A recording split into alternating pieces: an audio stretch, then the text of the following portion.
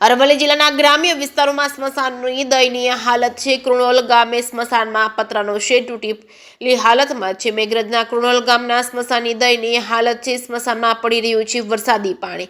વરસાદી માહોલ વચ્ચે પણ મૃતદેહને અગ્નિદાન આપવા લોકો મજબૂર બન્યા છે. જાગૃત નાગરિકે વિડીયો ઉતારી વાયરલ કર્યો છે. વારંવાર રજૂઆતો કરવા છતાં ગ્રામ પંચાયત ધ્યાન ન દેતું હોવાના આક્ષેપ. જે કેસવી ગુજરાતી સાથે મયુર પોકાર, માલપુર. સોલંકી દેવુસિંહ બાલુસિંહ, ગામ કુણોલ વેટલામવાડા.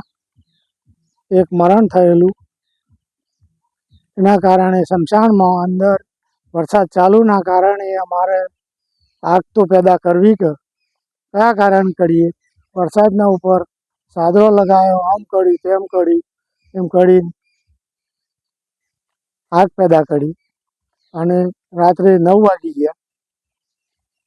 કઈ રીતના અમારે આ કરવું? પંચાયતમાં રજૂઆત કરેલી સાહેબ. પંચાયત વાળા તો કશું રજૂઆત કરો એટલી વાર કોઈ સમજવા કાંઈ માગતા. હા, માગણી શું છે તમારી? આ પંચાયતનું આ સ્મશાન તૈયાર હોવું જોઈએ અમારે. જીવતા તો જીવતા પણ મળેલાનું એ કોઈ ઠેકાણું પડતું નથી.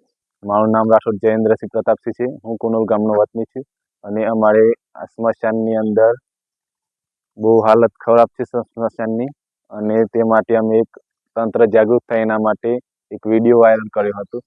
એના અને 2-3 વર્ષથી આ સ્મશાનની હાલત બહુ ખરાબ થઈ ગઈ છે અને અમને આ વ્યવસ્થા સારી કરી આપવામાં આવે સ્મશાનની એવી માંગ કરીએ છીએ.